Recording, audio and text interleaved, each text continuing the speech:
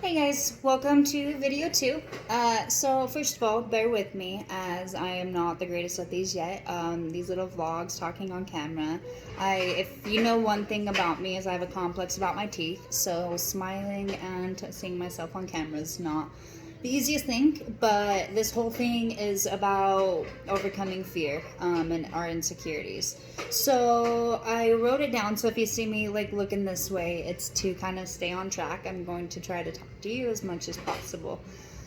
But with that, let's go ahead and start. So for those who don't know me, my name is Sherry Kinder, and I am here to tell your story. My first video didn't quite express how I feel, as anytime I start to write or film, I've got so many ideas, it just kind of... So I wrote it all down. I'm just going to kind of keep it as key points because even after I sit and write it 100 times, it still never comes through as I want. With these videos, I do hope to keep them short enough to keep your attention, but I also want to get my point across. So first of all, I'm going to start off by telling you my why. My why is huge because it is what shaped me into the person I am today. Sure, I have quite a few flaws and tend to pick on myself a little bit more and can be rough on myself, as we all do sometimes. But one thing is for sure, I am proud of the journey that I have overcame and continue to work towards peace. I not only want to shed light on my story, but I want to help share your stories as well. I am looking to create a platform where stories can be shared and heard. Like I've stated before, I might actually do a podcast and hopefully I can move in that direction, but for now these video vlogs are all I have. So I am a survivor and a warrior, and I want to show you that you can be too. All of our lives come with daily struggles, and frankly, some of our struggles tend to be a bit more of a battle wound compared to just a couple cuts. But let's face it, we all face this world, and that's why it is important that we come together. In the future, I'm going to lay my videos out with kind of a small recap of what I've done, of my vlog, preceded by how I'm doing that day, as far as what trials I had that week and how I overcame them. In general, I'm going to talk to you about overcoming fears, this is one of them, and learning to stand up for yourself when it seems to be the scariest. As many of you know, I'm a pretty vocal on social media, and I think it's for good reasons. And there's sometimes I can shut my mouth, but I'm vocal because I care and I'm passionate about the things that I care about. For those who are closest to me and that matter, know who I am and my background, from what I came from and how I overcame it. And trust me, it was no easy task. But in my life, I survived not only years of mental, physical, and sexual abuse, I also tried to commit suicide twice in my life. Once when I was 16 and the other times when I was 18. I will get to those stories in another video, but I, both those times, didn't think I was going to wake up the next day, and I did. Sure, at the time I was disappointed, but I know the reason why I'm alive and here today. I not only want to shed light on the obstacles, but around the family that didn't support or help me. The family that saw me crying for help and just threw a blanket over the issues. They knew and they denied it. I plan to do my videos with personal stories of abuse at the end so I can encourage as many of you to watch.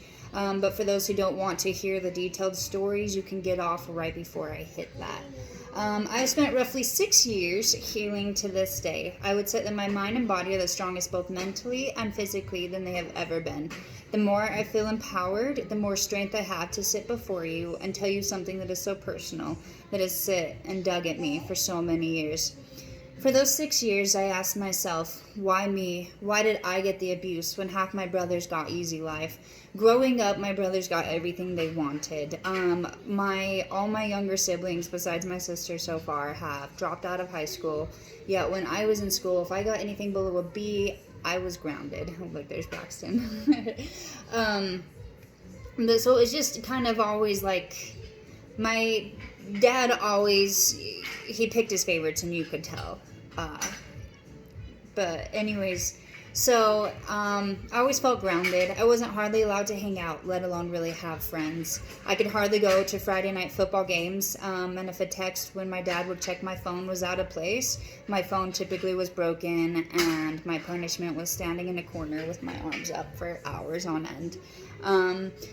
The punishments were usually unjust and cruel, and only a few of us kids got it. Like I said, my father had no secret or holding back to who his favorite kids were, and my brother James and I were definitely not it. Like, we were always in trouble. There's a world that I went through that I can speak on forever, so in time I will tell. Next point, if I ever say anything that resembles your situation of anything that you have gone through or you are currently going through, please reach out to me. I don't know yet fully the legal processes that I can do, but I'm in the middle of learning these things, and when I say I want to help you out, it means I want to help you out. Like I've stated before, if I knew that at the time I could trust one person to help me, and I would have said, hey, this is what's going on, and can you help me? And I knew that that person was going to save me, I would have. But what happened is I did tell my family, and they called me a liar, and they called me many other bad names, that it was hard, and the people I trusted that were supposed to help me the most just let me down. So I want to be that person, even if you don't know me, that you trust and that you can lean on. So please feel free to reach out. Like I said, I'm going to eventually get into organizations and donations and attorneys and find out how to help you. I'm going to help me to help you. I hope to create a platform that can have resources for you in your areas, for not only those seeking help, but places for those who want to help or help donate. I've spent a whole lot of my life wondering who I am, what career I should do. For a while, I always wanted to do a vet, teacher. I just wanted to help people, until I realized that I have the strength to come out as who I am, and honestly, it's a career-based movement as far as speaking and helping people.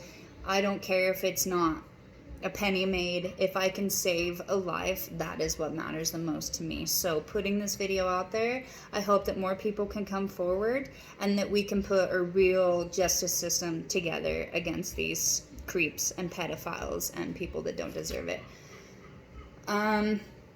So I'm at a slow start, but I do not plan to stop ever. I will continue to shed light on issues and create justice for those who can't seek it on their own. I stated before, I wish then that I had somebody to help me. And I just don't want anybody to ever feel alone. I felt empty and alone for so many years, and I don't know how I did it, well, I do know how I did it, but a lot of meditation, a lot of self-help books over the years, and I have a lot of depression and anxiety that I'm still working through. I would say most days I beat it, but there are some days that it creeps in and I just feel like I have no control. I currently am not on any medications, but it's because my own choice. I feel like it's something that I'm trying to overcome mentally.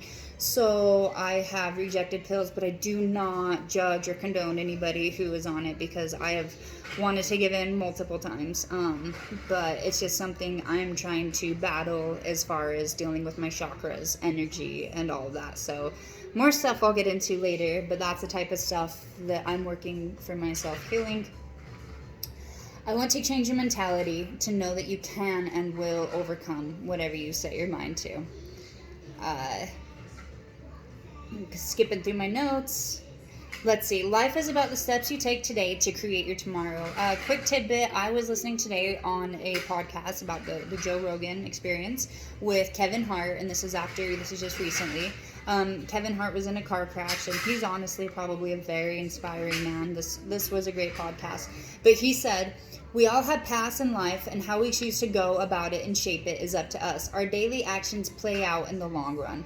Now, that was Kevin Hart that said that, because it's very true. What you do today affects your tomorrow. And I hope that one day my tomorrow is, like I said, this platform where I can help you, where I can find the resources. I want to be that middleman. So these videos today will create a better tomorrow, and I hope that it's more than just one person.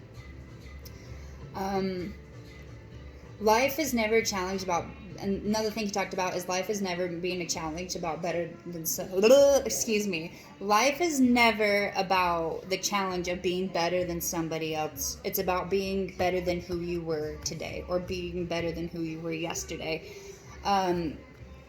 I used to think that life was a competition, and who was prettier, or who was skinnier, or better skin, or better hair.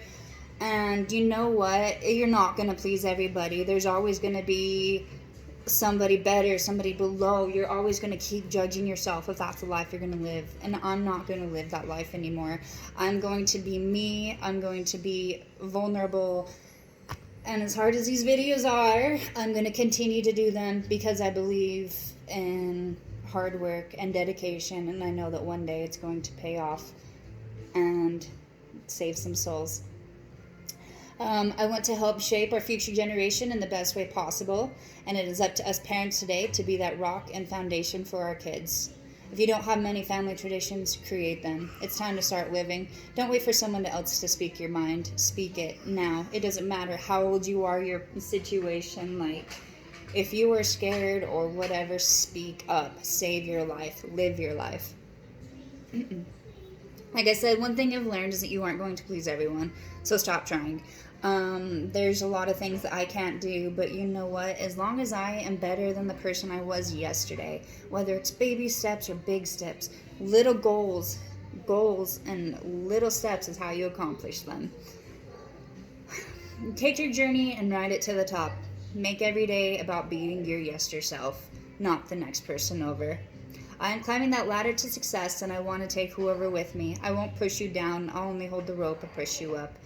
So that is my why. Why I will continue to speak, even though some days the anxiety gets the best of me. I won't let fear overcome. I overcame fear once before, and I will continue to, again and again. With this, before I continue, a few things. If you have a story and would like to either tell me about it or be on a video with me in the future, or just have me share your story for you, please reach out. You can private message me. Hopefully I can get a page going so people can upload their own videos one of these days. But however I can help you or share your truth, reach out to me. I want to be here for you. Right now, mental health is an all-time high. We have so many variables going on in our life. Keeping up with our mental health is important. So even if you just need somebody to say, hey, you got this, you're loved, like, I will do it. I'll give you spirit cuddles. But I will talk more about my suicide attempts at a later time. But now is the time I'm going to dive in and tell you my first sexual experience. It's not very long, but I'm actually just going to read it. So again, this deals with child abuse, mental and sexual abuse. Honestly, the stories get worse from here, but here we go. It was a sunny Sunday outside, and our church wasn't until 11 a.m. We were members of the LDS church at the time, and my father was looked and viewed as a respectful priesthood holder within the church. When we were first introduced to church, when I was 9 years old, my father changed from the physically abusive man he was to stopping for a while. The evil crept back in him. When I was younger, before our church days, the abuse always was physical, or at least that I remember. Any sexual was when I was that young, that I can't remember anyways. My father never really let us sleep in. As kids on the weekends, we were up by usually 7:30 to 8-ish. We always had to get up when he was getting ready for work. Maybe he assumed that since he was up, we had to be up. So my brothers and I had a bit of time before church, so we started playing Guitar Hero, and if the house was clean, my father wasn't too strict as long as we were ready to go to church on time. I remember feeling a cough at the time, but I tried not to show any signs of illness, as I didn't want to stay home. Church was my safe place. Somewhere I could not be judged and away from him for hours at a time. So that incoming call. But anyways, church was my safe place, somewhere I could not be judged and away from him for a few hours. Please don't make me stay home, I always thought. He seemed to be in a good mood that morning, and I truly thought we were just going to have one of those good family days that we occasionally got. As we played Guitar Hero, that's when my dad came out instructing us time was up and we had to get ready for church. He said he wasn't feeling well and he would stay home, and instructed me I shouldn't go either. I just remember feeling butterflies and guilt flash over me as I knew the next 3 hours of sitting with this man. I watched as my family set out their merry way to go get a blissful message, while I sat there on the couch next to a man I was scared of to even speak to, and there was something in my stomach that I knew this was not going to be a good day. We sat around watching TV, and I just watched the clock, waiting for those 3 hours to be up, waiting to no longer be alone. He turns to me and says, "Want to play some Guitar Hero?" I was caught off guard and didn't expect that. "Sure," I said, a bit more eager. He then instructed me to get the stuff and turn it all on. I got up to grab the first guitar, and suddenly he told me to stop. Hesitating, I did just that, and I started to turn around. He yelled at me to keep facing the TV and then to pull my pants down. I slowly grabbed my pants, hoping it wasn't what he said.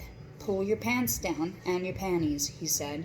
Scared of something hitting the back of my head for not doing so, I did it. "Good," he tells me. "Now bend over and don't look back." Again, scared, I did just that. At 13, my own father had me bent over with my pants around my ankles as I heard what he was doing in the background. I wasn't too sure at the time, but I just remember crying and doing everything I could to not let him see my tears. Crying only made him more angry. He didn't physically touch me that day, but that is the first experience I remember my father starting to use me for his own lust and pleasure, his own 13-year-old daughter. Again, this is the first story of many over 8 years. This is where his grooming sessions came into play, and I will one day get into more depth to even things like him proposing to me and much more. This is the start, not the end. Thanks for those who watched this. Sorry it's a little bit longer. Sorry for the rambling. I'm trying to keep to a point, but also be authentic. I appreciate you all. Much love. Have a good night.